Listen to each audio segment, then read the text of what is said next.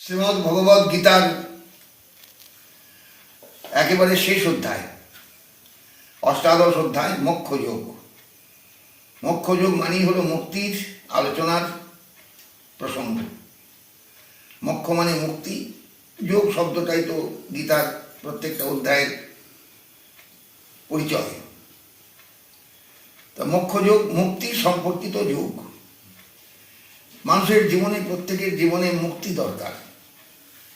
আমরা প্রত্যেকেই বন্ধন নিয়ে জগতে আসি। সে মানুষ হলেও বন্ধন আছে, পশু হলেও বন্ধন আছে, পতঙ্গ হলেও বন্ধন আছে, বৃক্ষ হলেও বন্ধন আছে, লতা হলেও বন্ধন আছে। যে কোনো জীবন, যে কোনো ভাবে জগতে এলেই একটা বন্ধনের মধ্যে আসতে হয়। দেহটা হলো ভোগদেহ। একটা গাছের দেহ ভোগদেহ, একটা মাছের দেহ ভোগদেহ, একটা মানুষের দেহ ভোগদেহ, একটা পতঙ্গের দেহ ভোগদেহ, সব ভোগদেহ। এই ভোগদেহ ভোগ করতে করতে আমরা চলে গেলাম, আবার এলাম ভোগ করতে, আবার চলে গেলাম, আবার এলাম ভোগ করতে, চলে গেলাম। এইভাবেই অনাদি অনন্তকাল আসছি আর যাচ্ছি, আসছি আর যাচ্ছি, আসছি আর যাচ্ছি। এই দেহ বন্ধন থেকে তো আমাদের মুক্তি হচ্ছে না। এইটা নিয়েই আমাদের সমস্যা। সাধন বলুন, ভজন বলুন, যা কিছু বলুন, আত্মার কল্যাণার্থে যা কিছু চিন্তাই বলুন, সব কিছুর উদ্দেশ্যই হলো দেহ বন্ধন থেকে মুক্তি। আমরা দেহ বন্ধনের মধ্যে প্রত্যেকে আছি। মনুষ্য দেহ হলেও একটা বন্ধন। এই খাঁচার মধ্যে আমায় আটকাতে হবে, আটকে থাকতে হবে কিছুদিন। এই খাঁচা থেকে মুক্তি পাবো, হয়তো আমার সাধ্য শান্তি হবে, লোকে জানবে আমি মুক্ত হয়ে গেলাম। কিন্তু মুক্ত হওয়া এত সহজ নয়। সাধ্য করলেই মুক্তি হয় না মানুষের। গয়ায় পিণ্ড দিলেও মুক্তি হবে না, কোথাও কিচ্ছু হবে না। মুক্তি হবে যেদিন সামগ্রিকভাবে আমি আত্মার যথার্থ উন্নয়ন সাধন করতে পারব, যাতে আমায় কোনো খাঁচাতেই আর না আসতে হয়। কারণ দেহ ধারণ মানেই হলো এক একটা খাঁচা নিয়ে আর চলা, খাঁচা নিয়ে আসা। এই সংসারে জগতে যত কিছু দেহ আমরা দেখতে পাই, সেই মানুষ থেকে আরম্ভ করে যারা নিম্নবর্গের জীব, পতঙ্গ, কীট, পশু, প্রাণী, যত রকম যা কিছু আছে জগতে, সবই কিন্তু এক একটা দেহের মধ্যে আছে, দেহ খাঁচার মধ্যে আছে। এই খাঁচাগুলো নিয়ে আমরা জগতে চলি বা চলাচল করি। অতএব কোনো খাঁচাকেই আমি উপেক্ষা করতে পারবো না। কোন খাঁচায় যে আমি কবে আসবো তা তখন আমি বলতে পারবো না। এইভাবেই খাঁচা পাল্টিয়ে পাল্টিয়ে যাচ্ছি, আসছি, যাচ্ছি, আসছি, যাচ্ছি, আসছি, যাচ্ছি, আসছি। যাবৎ জননম তাবৎ মরণম, তাবৎ জননী জঠরে শয়নম। আচার্য শঙ্কর তার মহমুদ করে লিখছেন, যেমন জন্মাতে হয় তেমনি মরতে হয়, তেমনি আবার মায়ের পেটেও ঢুকতে হয়। সে যে কোনো মাই হোক। একটা মাছের পেটে ঢোকাও ঢোকা, একটা মানুষের পেটে ঢোকাও ঢোকা, একটা প্রাণীর পেটে ঢোকাও ঢোকা, যে কোনো ভাবেই হোক। তাবৎ জননী জঠরে শয়নম। জননী জঠরেও শয়ন প্রত্যেককে করতে হয়। ইতি সংসারে স্ফুটতর দোষ। এটাই হলো সংসারের আসল জায়গা, দোষ। অথচ মানুষ কত নিশ্চিন্তে থাকে যে আমি জগতে এসেছি, আমি একদম ফ্রি হ্যান্ড, ফ্রি, সব কিছু আমার আছে, করবার ক্ষমতা আছে। কিচ্ছু ক্ষমতা নেই আমার, কোনো আমার স্বাধীনতা নেই, কিচ্ছু নেই। আমি বদ্ধ বদ্ধ বদ্ধ। এই জায়গাগুলো আমাদের প্রত্যেকের বুঝতে হয়, বোঝা দরকার। অষ্টাদশ অধ্যায় মানে মোক্ষযোগ। এই বন্ধন থেকে আমাদের প্রত্যেকের মুক্তির প্রয়োজন। গীতা সেই রাস্তাটাও দেখিয়েছেন অষ্টাদশ অধ্যায়ে এসে, নামই দিয়েছেন এই অধ্যায়ের মোক্ষযোগ। অর্জুন প্রশ্ন করছেন ভগবানকে, রথের উপর দাঁড়িয়ে কুরুক্ষেত্রের যুদ্ধের প্রাক মুহূর্তে, যুদ্ধের জন্য যখন সমস্ত সেনানী প্রস্তুত, এ পক্ষ ও পক্ষ, কৌরব পক্ষ, পাণ্ডব পক্ষ, অর্জুনের সঙ্গে কৃষ্ণের চলছে কথোপকথন। আর সেই কথোপকথনটাই হলো শ্রীমদ্ ভগবদ গীতা। ভারতবর্ষের মানুষের কাছে সবচেয়ে বড় প্রাপ্তি, একটা বিশেষ আলোচনা, বিশেষ অনুভব, বিশেষ আস্বাদন। অর্জুন জিজ্ঞাসা করছেন শেষ অধ্যায়ে এসে, সন্ন্যাসস্য মহাবাহ তত্ত্বমিচ্ছামি বেদিতুম। হে মহাবাহ, কৃষ্ণকে সম্বোধন করে বলছেন হে মহাবাহ। যদিও কৃষ্ণ খুব সুদর্শন ছিলেন, কিন্তু তবুও তার বাহু দুটোর ক্ষমতা ছিল সাংঘাতিক, তাই সম্বোধন মহাবাহু। মহাবাহু শব্দ সম্বোধনে মহাবাহু, হে মহাবাহু, হে মহাবাহু বিশিষ্ট, আমি তোমার কাছে সন্ন্যাসস্য বেদিত তত্ত্বম বেদিত ইচ্ছা, আমি তোমার কাছ থেকে সন্ন্যাসের তত্ত্বটা জানতে চাই। হোয়াট ইজ সন্ন্যাস? সন্ন্যাস কাকে বলে? আমি সাদা কাপড় ছাড়লাম, গেরুয়া পরলাম, কিংবা সাদা ছাড়লাম আবার সাদাই পরলাম, কিংবা মাথাটা চুল ছিল চুল কামিয়ে ফেললাম, এই যে বাহ্যিক যে চিহ্নগুলো, এগুলো কি সন্ন্যাসের? না সন্ন্যাসের আরো কোনো বক্তব্য আছে, আরো কিছু জানতে হয়। তাই বলছেন আমি তত্ত্বরূপে সন্ন্যাসটাকে বুঝতে চাই। সন্ন্যাস যদি একটা তত্ত্ব হয়, ন্যাস সন্ন্যাস, কিন্তু সন্ন্যাসী কি সব ছেড়ে দেন? কাপড় চোপড় ছেড়ে দেন, খাওয়া দাওয়া ছেড়ে দেন, ঘুম ছেড়ে দেন, পায়খানা প্রস্রাব ছেড়ে দেন? তা তো নয়। সন্ন্যাস মানে ন্যাস, সম্যক প্রকারে ন্যাস মানে ত্যাগ। ত্যাগ তো করেন না সন্ন্যাসী, তাহলে সন্ন্যাস বলা হলো কেন? আসলে আমরা সংসারে থাকি বিষয় নিয়ে জড়িয়ে, সেই বিষয় থেকে নিজেকে মুক্ত করার চেষ্টা, এটা হলো সন্ন্যাস। আমি এইবার সত্যিকারে বিষয় থেকে মুক্ত হওয়ার চেষ্টার দিকে যাত্রা শুরু করলাম, এই হলো আমার সন্ন্যাস। এই পথটাকেই বলা হয়, এই যাত্রাটাকেই বলা হয় সন্ন্যাস। সন্ন্যাসস্য মহাবাহ তত্ত্বমিচ্ছামি বেদিত, হে গোবিন্দ, হে মহাবাহ, গোবিন্দের বিশেষণ এটা। আমি তোমার কাছে সন্ন্যাসের তত্ত্বটা জানতে চাই, সন্ন্যাসের তত্ত্বটা জানতে চাই। হোয়াট ইজ সন্ন্যাস? ত্যাগস্য চ ঋষিকেশ, আবার সন্ন্যাস যদি ত্যাগ হয়, ন্যাস, ন্যাস মানে ত্যাগ, তাহলে সন্ন্যাস মানে সম্যক ত্যাগ। যদি ত্যাগই হয় সন্ন্যাস, তাহলে সেই ত্যাগটাই বা কেমন? সন্ন্যাস মানে কিরকম ত্যাগ? জগতে মানুষকে তো অনেক কিছুই ছাড়তে হয়। শৈশবে যা থাকে তার নিজের বলে, যৌবনে কি সেটা থাকে, ত্যাগ করতে সেগুলো ছেড়ে দিতে হয়। আবার যৌবনে যেগুলো থাকে পরে বয়স হলে কি সেগুলো থাকে তার কাছে, না থাকে না, ছাড়তে হয়। তাহলে ত্যাগ তো সবসময় করতে হয়, কিছু নিতে হয় কিছু ছাড়তে হয়, কিছু নিতে হয় কিছু ছাড়তে হয়। তাহলে ত্যাগের এই যে ত্যাগ, সন্ন্যাস মানে যদি ত্যাগই হয়, এই ত্যাগেরই বা তাৎপর্যটা কি? ত্যাগস্য চ ঋষিকেশ, হে ঋষিকেশ, ঋষিকানাম ইন্দ্রিয়ানাম ঈশ্বর নিয়ামক ঋষিকেশ।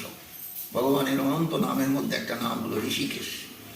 আমাদের ইন্দ্রিয়গুলোকে তিনিই চালাচ্ছেন, তাঁর ইচ্ছাতেই আমাদের ইন্দ্রিয়গুলো চলছে। তিনি এক একটা তত্ত্বরূপে এই ইন্দ্রিয়ের অধীশ্বর হয়ে আছেন। চোখের অধিষ্ঠাতা, কানের অধিষ্ঠাতা, নাসিকার অধিষ্ঠাতা, জিহ্বার অধিষ্ঠাতা, সমস্ত ইন্দ্রিয়ের অধিষ্ঠাতা হয়ে তিনি আছেন। তাই ঋষিকানাম ইন্দ্রিয়ানাম ঈশ্বর নিয়ামক ঋষিকেশ, তিনি সমস্ত ইন্দ্রিয়ের অধীশ্বর, তাই তার নাম হলো ঋষিকেশ। ঋষিক হয় এই মধ্যে তো ছয়দিন কি ক, ঋষিক মানেই হলো ইন্দ্রিয়, ডিকশনারিতে অভিধানী। তাহলে ঋষিকানাম ইন্দ্রিয়ানাম ঈশ্বর নিয়ামক ঋষিকেশ, যিনি সমস্ত ইন্দ্রিয়ের চালক, ইন্দ্রিয়ের নিয়ামক, নিয়ন্ত্রক, তিনি হলেন ঋষিকেশ। হে ঋষিকেশ, এই ত্যাগেরই বা এই সন্ন্যাস মানে যদি ত্যাগই হয়, তাহলে সেই ত্যাগেরই বা তাৎপর্যটা কি, তত্ত্বটা কি? হে কেশিনী সুদম, কেশিনী সুদন, কেশী নামক দৈত্যকে তিনি মেরেছিলেন এক সময় বৃন্দাবন লীলায়, তাই তার নাম কেশিনী সুদন। হে কেশিনী সুদন, তুমি আমাকে প্রথম ভালোভাবে বলো যে সন্ন্যাস শব্দের তত্ত্বটা কি, আর ত্যাগ মানেই বা কি? সন্ন্যাস মানে তো ত্যাগ, তাহলে ত্যাগ না বলে সন্ন্যাস বলা হলো কেন? ত্যাগ না বলে সন্ন্যাস বলা হলো কেন? তাহলে সন্ন্যাস মানে যদি ত্যাগই হয়, ত্যাগেরই বা কি পৃথক তাৎপর্য আছে? সন্ন্যাস শব্দের তাৎপর্য কি, ত্যাগেরই বা তাৎপর্য কি? মানুষ তো সবই ত্যাগ করে, প্রতিদিন পেচ্ছাপ করছে, জল ত্যাগ করছে, পায়খানা করছে, মল ত্যাগ করছে, ত্যাগ তো করেই মানুষ। কত কিছু ছাড়ে, কত কিছু ধরে, কত কিছু ছাড়ে, কত কিছু ধরে, কিন্তু এই যে ত্যাগ, এই যে সন্ন্যাস মানে হলো ন্যাস, সম্যক রূপে ত্যাগ। কি ত্যাগ? সেই তাৎপর্যটা আমি তোমার কাছ থেকে জানতে চাই। ত্যাগের হে ঋষিকেশ পৃথকভাবে তাৎপর্যটা তুমি আমার কাছে বলো, তত্ত্বরূপে বলো, তত্ত্বমিচ্ছা। ভগবান তার উত্তরে কথা বলতে শুরু করলেন। কাম্যানাং কর্মণাং ন্যাসং সন্ন্যাসং কবয় বিদু। অর্জুন, সন্ন্যাস বলতে কবিগণ বলেন কাম্যকর্মের ন্যাস। কাম্যকর্ম মানে আমরা কামনাপূর্বক যে কর্মগুলো করি, সবই দেখবে সংসারে আমরা কামনা নিয়ে করি। এটা আমার ইচ্ছা, তাই আমি বাড়িটা করছি, এটা আমার ইচ্ছা, তাই আমি সন্তানের জন্ম দিয়েছি, এটা আমার ইচ্ছা, তাই আমি এইভাবে অর্থ উপার্জনের পথে নেমেছি। সব দেখবে কাম্যকর্ম, সব কিছুর পেছনে দেখবে এটা আমার কামনা কাজ করছে। মানুষ সংসারই করুক, সন্তানের জন্মই দিক, ভালোভাবে থাকার চেষ্টাই করুক, ঘর বাড়ি করুক, টাকা পয়সাই জমাক, যাই করুক না কেন, সব কিছুর পেছনেই একটাই উদ্দেশ্য হলো তার জীবনে যে সে ভালোভাবে বাঁচতে চায়, ভালোভাবে থাকতে চায়, ভালোভাবে জীবনটাকে যাপন করতে চায়। কাম্যানাং কর্মণাং ন্যাসং সন্ন্যাসং কবয় বিদু। কবিগণ, যারা কবি, কবি মানে এখানে যারা কবিতা রচনা করেন তা নয়, কিন্তু কবি মানে হলো দ্রষ্টা। কবি শব্দের আবিধানিক অর্থই হলো দ্রষ্টা, যার সত্যিকারের দেখার চোখ আছে। কবি মানে আমরা বলি কবিতা লেখে যিনি, জানি মনে করি, কিন্তু কবয় বলতে এখানে কিন্তু শাস্ত্রে কবি মানে দ্রষ্টা, যার প্রকৃত দর্শনের শক্তি আছে, ক্ষমতা আছে। বলছেন কাম্যানাং কর্মণাং ন্যাসং সন্ন্যাসং কবয় বিদু। কবিগণ বলেন যে কাম্যকর্মের ন্যাসই হলো সন্ন্যাস। আমি বাসনা করে যে কর্মগুলো করি, আমরা প্রত্যেকেই দেখবে বাসনা নিয়ে কর্ম করি। সকাল হচ্ছে, ঘর বাড়ির দরজায় দরজায় জল টল দিয়ে আমরা সংসার যাত্রার জন্য প্রস্তুত হলাম। রান্না করতে হবে, খেতে হবে, বাজার করতে হবে, জোগাড় করতে হবে, উনুন ধরাতে হবে, সব দেখবে এগুলো সব কাম্যকর্ম। কোনোটাই কিন্তু কামনা ছাড়া নয়। প্রত্যেকটা কর্ম, ঘর মুছতে হবে, ঘর ধুতে হবে, অমুক করতে হবে, বাসন মাজতে হবে, সব দেখবে কাম্যকর্ম। কোনোটাই কিন্তু কামনাহীন কর্ম নয়, প্রত্যেকটা কর্মের পেছনে কামনা আছে। তাই বলছেন কাম্যানাং কর্মণাং ন্যাসং সন্ন্যাসং কবয় বিদু। যারা কবি, যারা সত্যিকারের দ্রষ্টা, তারা বলেন কাম্যকর্মের ন্যাসই হলো সন্ন্যাস। অর্থাৎ কামনা করে কোনো আমি কাজ করবো না, যা করতে হয় করতে হবে, কোনো কামনা থাকবে না যে এইটা করতেই হবে, ওটা করতেই হবে, তার নয়। আর সর্বকর্ম ফল ত্যাগম প্রাহুস ত্যাগম বিচক্ষণা। এই সন্ন্যাস আর ত্যাগের তার ডিফারেন্সটাকে বলছে যে সমস্ত কর্মফলের ত্যাগ হলো ত্যাগ, সমস্ত কর্মফলের ত্যাগ। আমরা প্রত্যেকটা কর্ম করবার সময় একটা ফল চিন্তা করি, প্রত্যেকটা কর্ম। খাচ্ছি কেন? পেটটা ভরবে। খাচ্ছি কেন? বেশ শরীরে একটা বেশ আনন্দ পাবো। ঘুমোচ্ছি কেন? ফ্রেশ হব, শরীরটা ক্লান্ত, ফ্রেশ হব। তাহলে প্রত্যেকটা কর্মের পিছনে দেখবে আমাদের কোনো না কোনো বাসনা আছে। ওখানে যাবো কেন? এটাতে ওর সঙ্গে দেখা করতে যাবো, ওখানে ওটা যাচ্ছি কেন? না, ওটা নিয়ে আসতে যাচ্ছি। প্রত্যেকটা কর্মের দেখবে পেছনে একটা কামনা থাকে, একটা তৃষ্ণা থাকে। বলছেন কাম্যানাং কর্মণাং ন্যাসং। এই যে কাম্য কর্ম, এটার জন্য এটা করছে, ওটার জন্য ওটা করছে, এই যে ন্যাস, এই কর্মগুলোকে যদি আমি ছাড়ি, তাহলে সেটা হলো প্রকৃত সন্ন্যাস। শাস্ত্রীয় ভাষায় অর্জুনকে বলছেন ভগবান। আর সমস্ত কর্মফলের ত্যাগ হলো প্রকৃত ত্যাগ। সন্ন্যাস আর ত্যাগ এক নয়, সন্ন্যাসেরও অনেক কাজ আছে। তুমি তাকিয়ে দেখো না কেন চারদিকে যারা সন্ন্যাসী, তাদের কাজ কম নাকি? তাদের সংসার আমাদের থেকে অনেক বেশি বড়, অনেক বড়। তাদেরও ব্যাংক ব্যালেন্স আছে, তাদের হয়তো একটা তথাকথিত একটা স্ত্রী নেই, তাদের একটা তথাকথিত সন্তানাদি নেই, কিন্তু তাদের সংসার আছে, ছেলেগুলি আছে, শিষ্য আছে, ভক্ত আছে। তাদের কে কে কাকে দেখায়, মানে দেখে এ বলে আমায় দেখো, বলে আমায় দেখ। কথাটা বুঝতে পারছো? তাহলে কাম্যানাং কর্মণাং ন্যাসং সন্ন্যাসং কবয় বিদু। কবিগণ বলেন, শাস্ত্রকারগণ, সত্যিকারের বোদ্ধা যারা, তারা বলেন যে কাম্যকর্মের ন্যাসই হল সন্ন্যাস। কামনাপূর্বক কোনো কর্ম আমি করবো না, কামনা নিয়ে চলবো না। যা করতে হয় করবো, যা পথে চলতে চলতে যা এলো সামনে, যেটা করতে হবে করে ফেললাম, কিন্তু কোনো আগের থেকে ঠিক করে কিছু করবো না। এই যে ত্যাগ, এটাই হলো সন্ন্যাস। এটা বলেন কবিগণ, বলেন শাস্ত্রকারগণ বলেন। আর সমস্ত কর্মফলের ত্যাগ হলো প্রকৃত ত্যাগ। যত রকমের কর্মফল আছে আমার জীবনে, যত রকমের কর্ম আছে, ভোরবেলা ঘুম থেকে উঠে যে কর্মগুলো প্রত্যেক দিন আমি করি, মুখ ধুলাম, চোখে জল দিলাম, পেচ্ছাপ করলাম, পায়খানায় গেলাম, সবই কিন্তু কর্ম। একটা কিন্তু কর্ম ছাড়া নয়। কাপড়টা পাল্টালাম, আবার কাঁচা কাপড় পরলাম, স্নান করলাম, প্রত্যেকটা কর্ম কিন্তু, একটাও কিন্তু কর্ম ছাড়া নয়। এই সমস্ত কর্ম যদি আমি ত্যাগ করি, সর্বকর্মের যে ফল ত্যাগ যদি আমি করি, সেটাই হলো ত্যাগ। আমরা কিন্তু কেউ ত্যাগ করি না, ফলটার দিকে তাকাই। স্নান করছি কেন? একটু পবিত্র হওয়ার জন্য। স্নান করছি কেন? ফ্রেশ হওয়ার জন্য। স্নান করছি কেন? তৃপ্তি পাওয়ার জন্য। আমাদের ভেতরে কিন্তু একটা কামনা কাজ করে। অত সস্তা নয় যে আমরা বিনা কামনায় কোনো কাজ করছি। বলছেন এই জন্য বলছেন কাম্যানাং কর্মণাং ন্যাসম। কাম্য কর্মের যে ন্যাস, কামনা নিয়ে যে কর্ম, তার যে ত্যাগ, এটা হলো সন্ন্যাস। আর সমস্ত কর্মফলের ত্যাগ হল ত্যাগ, প্রকৃত ত্যাগ। আমি খাওয়া ছেড়ে দিয়েছি, আমি সংসারে আর কারোর সঙ্গে মেশামেশি করি না, অতএব সব সংসার ছেড়ে দিয়েছি, অত সস্তা নয়। তাহলে জগতে আছো কী করে? মানুষের মাঝখানে আছো কী করে? তোমাকে একজন ডাক দিলে তুমি সাড়া দিচ্ছ কেন? তোমার তো যোগাযোগ আছে সংসারের সঙ্গে। কতটা বুঝতে পারছেন? কেউ কেউ বলেন, মনে ভাবেন আমি তো স্ত্রী পুত্র পরিবারের সঙ্গে সম্পর্ক নেই, সবাইকে সংসার টংসার বুঝিয়ে দিয়ে আমি বাইরে বাইরে বাইরে আছি। তো বাইরে বাইরে আছে তুমি তো সুখের জন্য আছো, দায়িত্বহীন হওয়ার জন্য। কতটা বুঝতে পারছেন? এত সস্তা নয় সন্ন্যাস, ব্যাপারটা জিনিসটা এত সহজ নয়।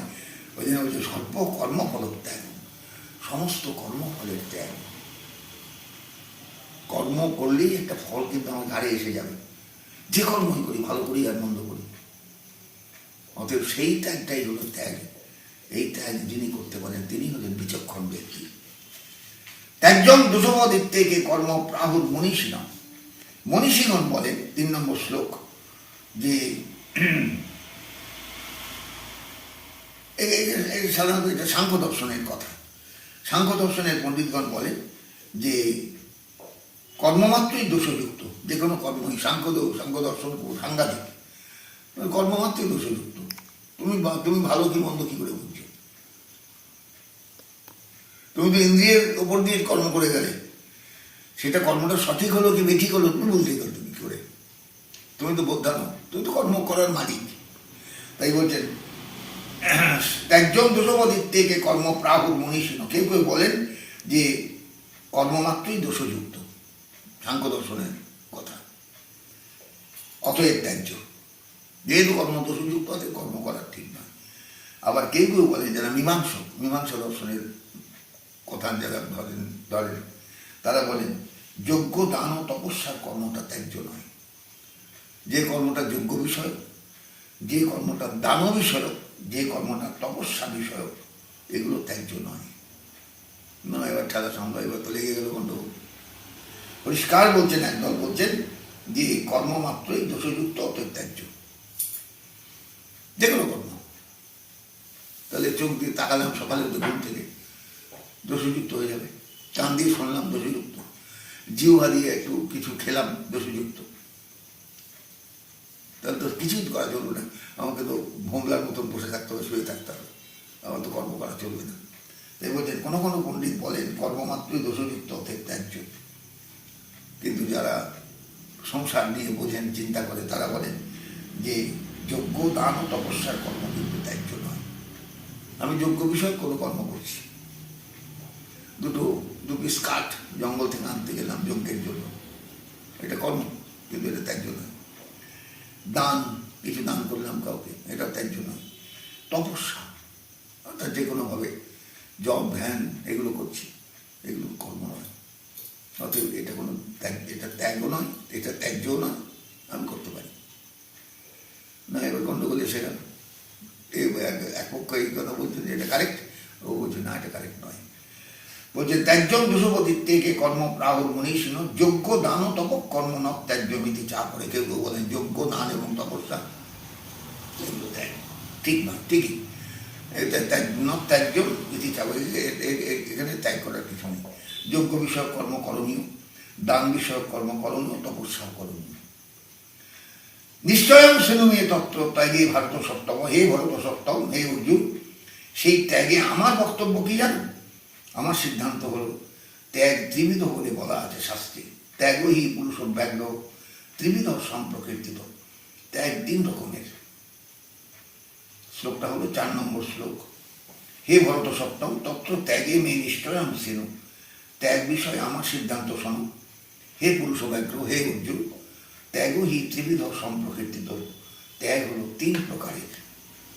যজ্ঞ দান তপ কর্ম ন ত্যায্যং কার্যমেব তৎ। যজ্ঞ, দান এবং তপস্যা এগুলো কর্ম নয়, এগুলো ত্যায্য নয়। যজ্ঞ করা উচিত, দানও করা উচিত, তপস্যাও করা উচিত, এগুলো ত্যায্য নয়। তৎকার্যমেব, এটা কর্তব্য। যজ্ঞ, দান, তপস্যা হল মনীষীগণের পাবন। যে কোনো মানুষকে পবিত্র করে যজ্ঞ, যে কোনো মানুষকে পবিত্র করে দান, যে কোনো মানুষকে পবিত্র করে তপস্যা। অতএব যজ্ঞ, দান এবং তপস্যা মনীষীরাম এবং পাবনানি, চিত্তশুদ্ধি করে, চিত্তশুদ্ধি দান করে। তার কি করে তাকে আমি ত্যাগ করব? অতএব যজ্ঞ বিষয়ক কর্ম, দান বিষয়ক কর্ম, তপস্যা বিষয়ক কর্ম আমি কর্মই বললো কেমন করি, আমাকে পবিত্রতা দিচ্ছে। ওই জন্য বলছেন নিশ্চয়ং সিনেমে তত্ত্ব ত্যাগে ভারত সত্তব, ভরত সত্তব, ভরত সত্তব মানে অর্জুনের নাম। ত্যাগহি পুরুষ ব্যাঘ্র ত্রিবিধ সম্প্রকৃতি, ত্যাগ তিন রকমের। যজ্ঞ, দান ও তপ কর্ম মত্যাজ্যং কার্যমেব তৎ। যজ্ঞ, দান এবং তপস্যা এগুলো কর্ম, ত্যায্য নয়। যজ্ঞও ত্যায্য নয়, কর্ম দানও ত্যায্য নয়, তপস্যাও ত্যায্য নয়, এটা করা কর্তব্য। কার্যমেব তৎ মানে কর্তব্য। যজ্ঞ, দানং তপস্যৈব পাবনানি মনীষীরাম। যজ্ঞ, দান এবং তপস্যা বিদ্বানগণেরও চিত্তশুদ্ধিকর। যারা শাস্ত্রজ্ঞ তাদেরও চিত্তশুদ্ধির প্রয়োজন আছে। আমি যে ঘরে বসে আছি, আমি যতই নিজেকে ভাবি না কেন আমি পবিত্র, আমি পবিত্র নই। প্রতি মুহূর্তে সংসারের আবহাওয়া আমাকে অপবিত্র করে দিচ্ছে। যে বাতাসটা বয়ে আসছে বিভিন্ন দিক থেকে আমার গায়ে লাগছে, সেই বাতাসের মধ্যে অপবিত্রতা হয়তো আছে, আমার গায়ে লাগলো, আমি তো অপবিত্র হয়ে গেলাম। মানুষ প্রতিদিন স্নান করে কেন? আমাদের হিন্দু সব ধর্মে স্নান করার বিধি কেন?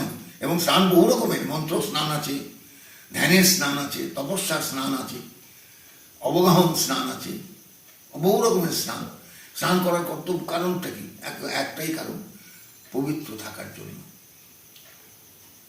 আমার যদি কিছু তপস্যা করতে হয়, আমার যদি কিছু ভগবত স্মরণ মনন করতে হয়, তাহলে আমাকে পবিত্র হতে হবে। শুধু শুধু গঙ্গাজল ছুলেই পবিত্র হয় না মানুষ, কারণ আমার ভেতরেই তো মল রয়েছে, জমছে না মল প্রতি মুহূর্তে। আমি পায়খানে গিয়ে ছেড়ে দিয়ে আসছি, সবসময় গিয়ে ছেড়ে দিয়ে আসছি। পেটে তো গু থাকে তো প্রত্যেকে, পেচ্ছাপও থাকে প্রত্যেকে, তাহলে কিন্তু নোংরা জিনিস। তাহলে সেই নোংরা জিনিসগুলো পেটে আমি বয়ে নিয়ে চলছি, শরীরে বয়ে নিয়ে চলছি, তা আমি পবিত্র হলাম কোত্থেকে? মাথায় জল ডালিয়ে পবিত্র হয়ে গেলাম? কথাটা বুঝতে পারছো ব্যাপারটা? বিষয়টা হচ্ছে যজ্ঞ, দান, তপস্যা এগুলো কর্ম কখনোই ত্যায্য নয়। যজ্ঞও করতে হয়, কর্ম দানও করতে হয়, তপস্যাও করতে হয়, কারণ এটা কর্তব্য। যজ্ঞ, দান এবং তপস্যা বিদ্বানগণেরও চিত্তশুদ্ধিকর। পরিষ্কার বলছেন যজ্ঞ, দান ও তপস্যৈব পাবনানি মনীষীরাম। যজ্ঞ, দান এবং তপস্যা মনীষীগণকেও পাবন করে, পবিত্র করে। যুধিষ্ঠিরও দান করতেন। কেন? যুধিষ্ঠিরের মতো লোক, সত্যবাদী যুধিষ্ঠির। ভগবান শ্রীকৃষ্ণ নিজেও দান করেছেন, দ্বারকায় দান করতেন। কেন করতেন? এই যজ্ঞ, দান এবং তপস্যা মনীষীগণকেও পবিত্রতা দান করে। অতএব মানুষ যেন মনে না করে কখনো যে আমি পবিত্র হয়ে গেছি, যেহেতু আমি দীক্ষা নিয়েছি ওতে পবিত্র হয়ে গেছি, যেহেতু আমি নিরামিষ খাচ্ছি ওতে পবিত্র হয়েছি। ভুল কথায়। মানুষকে প্রতি মুহূর্তে ভাবতে হয় আমি অপবিত্র, আমি অপবিত্র, আমাকে পবিত্র হতে হবে। অতএব সেই পবিত্র হওয়াটা শুধু গঙ্গাজল ছুলেই হয় না, গঙ্গাজলে ডুব দিলেই হয় না, পবিত্রতারা নিজের ভেতরে ভাবতে হয়। ওই জন্য বলছেন যজ্ঞ, দান এবং তপস্যা এই তিনটে বিষয়কে সবসময় নিয়ে চলতে হয়। অর্থাৎ ঈশ্বরকে স্মরণ করা যজ্ঞ, কিছু দান করা, তোমার যেটুকু সাধ্য কাউকে কিছু দান করা, এটা একটা তোমার কর্তব্য। আর তপস্যা অর্থাৎ এই যে আমরা উপোস কাপাস করি, উপোসগুলো কি? মানুষ যে উপোস করে, উপোসটা কি? তপস্যা।